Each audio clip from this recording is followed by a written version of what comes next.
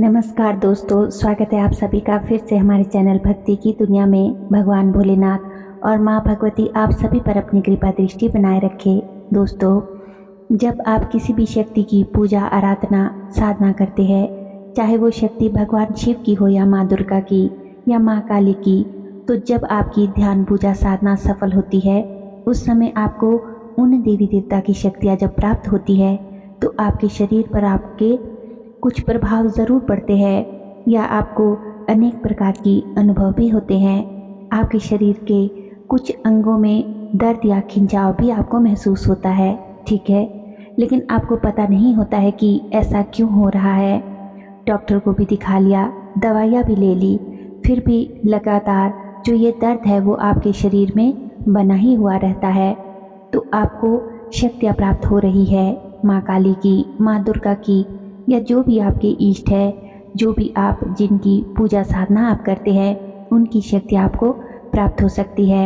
या जिन भी देवी देवताओं को आप मानते हैं, जिनकी सेवा करते हैं, चाहे आप हनुमान जी की कर रहे हैं या फिर भैरव बाबा जी की या फिर किसी भी अन्य ग्रामीण देवता की अगर आप पूजा सेवा करते हैं तो उनकी भी शक्ति आपको प्राप्त हो सकती है।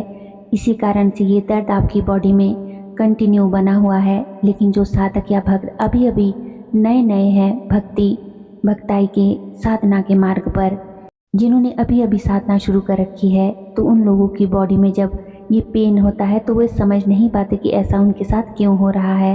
तो आज की वीडियो में हम आपको बताएंगे कि जब आपको शक्तियाँ प्राप्त होती है, जब शक्तियाँ आपको देवी देवता की तरंगे, उनकी ऊर्जा आपको छूती है, आपके शरीर में प्रवेश करती है, तो आपके इन अंगों में दर्द या खिंचाव आपको ज़रूर महसूस होता है। लेकिन उससे पहले दोस्तों, अगर आज आप हमारे चैनल पर पहली बार आए हैं और हमारे चैनल की वीडियो आज पहली बार देख रहे हैं, तो आप सभी से मेरी रिक्वेस्ट है कि चैनल को सब्सक्राइब ज़रूर कर ले और बेल आइकन को प्रेस करके ऑल पर भी क्लिक कर लीजिएगा, ताकि जब भी हम कोई भी नई वीडियो अपने चैनल पर अपलोड करें तो उसकी नोटिफिकेशन सबसे पहले आपको मिले और आप हमारे चैनल की सभी वीडियोस को देख सके। वीडियो बहुत ही महत्वपूर्ण है और ज्ञानवर्धक है, इसीलिए वीडियो को पूरा अंत तक बिना स्किप किए हुए देखिएगा, तभी आपको वीडियो अच्छे से समझ आएगी। अगर आप आधी अधूरी वीडियो देखते हैं, स्किप करके देखते हैं या फिर बीच में ही वीडियो छोड़कर जाते हैं, तो आपको जानकारी भी आधी अधूरी ही मिलेगी। वीडियो पसंद आए तो वीडियो को लाइक करें, कमेंट करें और अपने दोस्तों और रिश्तेदारों के साथ भी वीडियो को ज़्यादा से ज़्यादा शेयर करें। तो चलिए देरी ना करते हुए वीडियो में आगे बढ़ते हैं।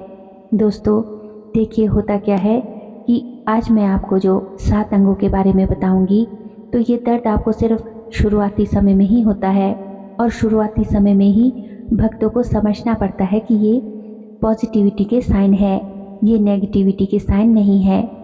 क्योंकि अक्सर साधक क्या करते हैं कि इनको नेगेटिव साइन समझ के अपनी पूजा साधना छोड़ देते हैं और उनके जीवन में जो है भटकाव आना फिर शुरू हो जाता है।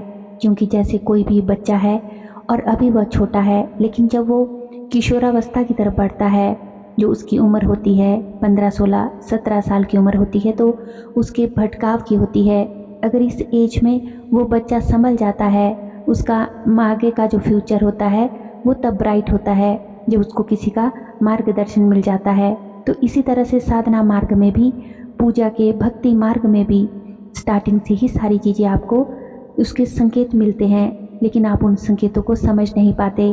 तो अगर इन संकेतों को आप शुरुआत में ही समझ आते हैं तो आपका जो आगे का जो मार्ग है वो आपके लिए सरल हो जाता है और आपको एक सही दिशा मिल जाती है। लेकिन जो भक्त साधक जन नहीं समझ पाते हैं, वो लोग डाउट में ही रहते हैं, भटकते रहते हैं। लेकिन जो लोग आज की हमारी ये वीडियो देखेंगे वो समझ आएंगे कि ये जो संकेत होते हैं ये शक्तियाँ प्राप्त होने के ही होते हैं। ये जो संकेत होते हैं जिनकी आप साधना कर रहे हैं वो आपको देते हैं, उनकी शक्तियाँ जो आपके पास आ रही है वही आपको संकेत दे रहे हैं, ठीक है। और आपको इन अंगों में दर्द होना शुरू हो जाता है, तो आप जिस भी शक्ति की पूजा कर रहे हैं उनकी शक्ति आपको प्राप्त हो रही है। आपके पास माँ काली की जो शक्ति है, माता दुर्गा की है, या जिन भी देवी देवता की आप पूजा कर रहे हैं उनकी शक्ति आपके पास आने लगती है। इन अनुभवों को तीव्र करने के लिए अगर आपको पता चल रहा है कि आपको दर्द हो रहा है, तो आपको अपने अनुभवों को बढ़ाने के लिए अपने पूजा के स्तर को बढ़ा देना चाहिए। आप जो भी भोग प्रसाद देते हैं आप उसे देना शुरू कर दीजिए। मतलब कि अगर आप साल में देते थे तो अब महीने में देना शुरू कर दीजिए, और अगर आप महीने में देते थे तो हफ्ते हफ्ते 15 दिन में अब देना शुरू कर दीजिए। माँ काली की बात करें तो माँ काली को शनिवार के दिन उनको भोग देना चाहिए। शुक्रवार का दिन भी माता काली की आराधना के लिए शुभ माना गया है। माँ काली को गुड़, खिचड़ी, लाल गुलाब के फूल, नींबू की माला और सूजी का हलवा भोग में आप दे सकते हैं। माँ के लिए अखंड ज्योत जलाए। माँ की जो शक्तियाँ होती है वह आसानी से ऐसे ही आपको नहीं मिलेगी।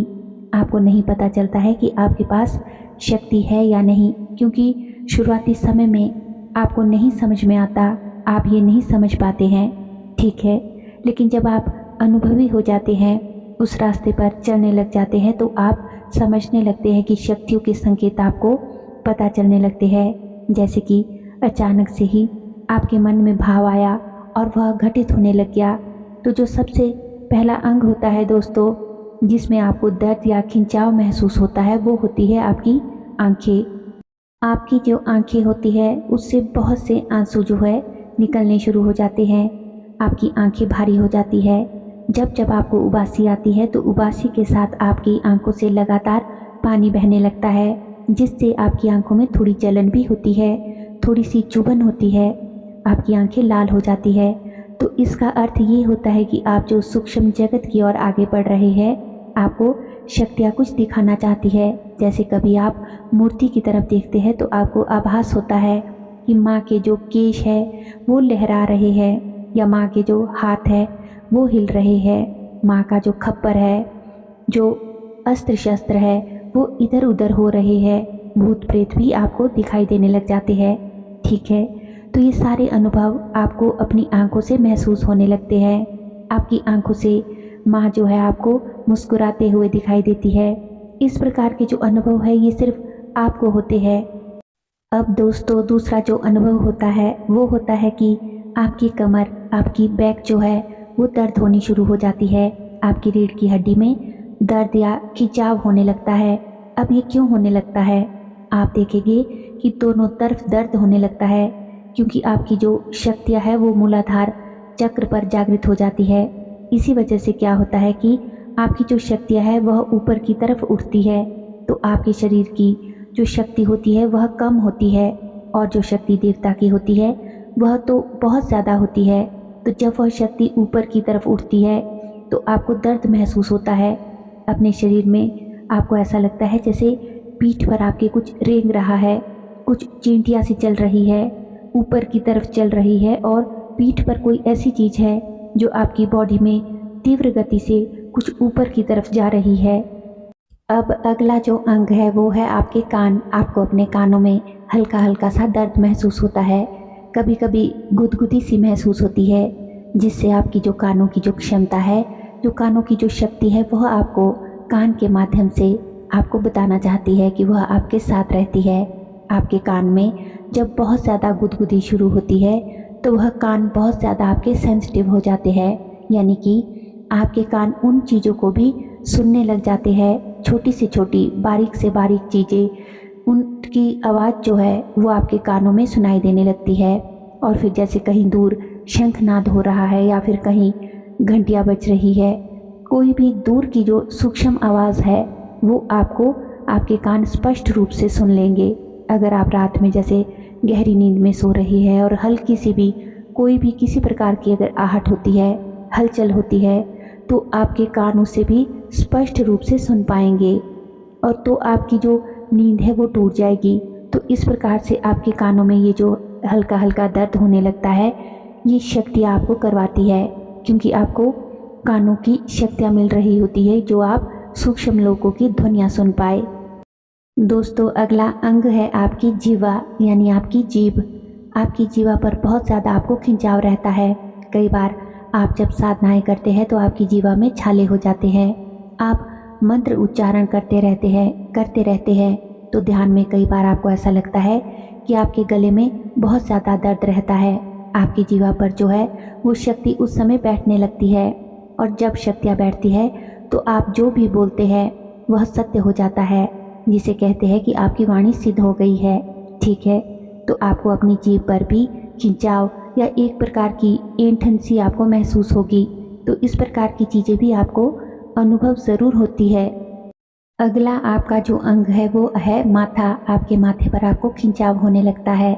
इसमें एक चीज़ आप हमेशा नोटिस करना कि जो हमारा फोरहेड है उसमें पूरे फोरहेड में कभी भी दर्द नहीं होगा। जो दर्द होगा वो सेंटर पॉइंट जो माथे का होता है, केवल वहीं पर आपको दर्द महसूस होता है या एक खिंचाव महसूस होता है। ऐसा लगता है जैसे अंदर की तरफ चुंबक सा जैसे कुछ कोई खींच रहा है हमारा माथा। इस तरह से हमें महसूस होना भी, जैसे कि बार बार आपके माथे पर गुदगुदी होगी, माथे पर कभी बहुत ज़्यादा भारीपन रहेगा, ऐसा लगेगा जैसे तेज दर्द हो रहा है, कुछ रेंग रहा है।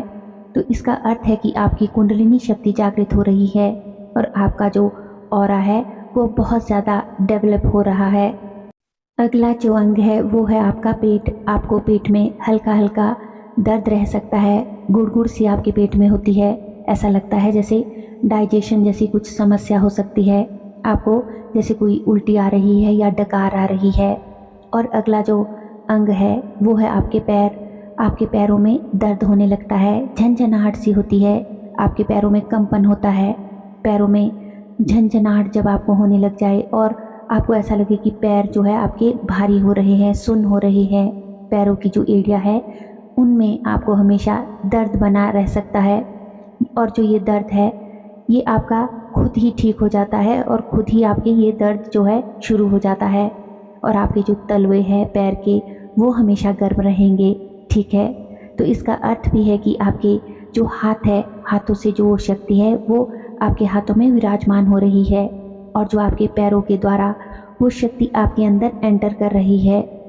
तो दोस्तों, बॉडी के ये 8 पार्ट जो है वो 8 पार्ट आपके इफ़ेक्ट होते हैं जब शक्तियाँ आपके शरीर के अंदर प्रवेश करती है, आपको स्पर्श करती है और आपकी बॉडी में बैठती है शक्तियाँ आपके। क्योंकि जो हमारी बॉडी है, जो शरीर है, वह अभी इतना मजबूत नहीं है, अभी हमारी बॉडी की क्षमता भी उतनी नहीं होती है कि वह इन शक्तियों की एनर्जीज़ को एब्जॉर्ब कर सके, ईजीली कर सके। तो ये इसी वजह से है जो हमारी बॉडी में लगातार जो पेन है वो बना रहता है। लेकिन ये पेन ऐसा नहीं होता है कि आपको दवाई की ज़रूरत पड़े या फिर आप उस दर्द से जो है बहुत तड़प रहे हैं। नहीं, ये दर्द जो है मीठा मीठा हल्का हल्का सा दर्द होता है और इन्हीं चीज़ों को शुरुआती समय में आपको समझने की ज़रूरत होती है।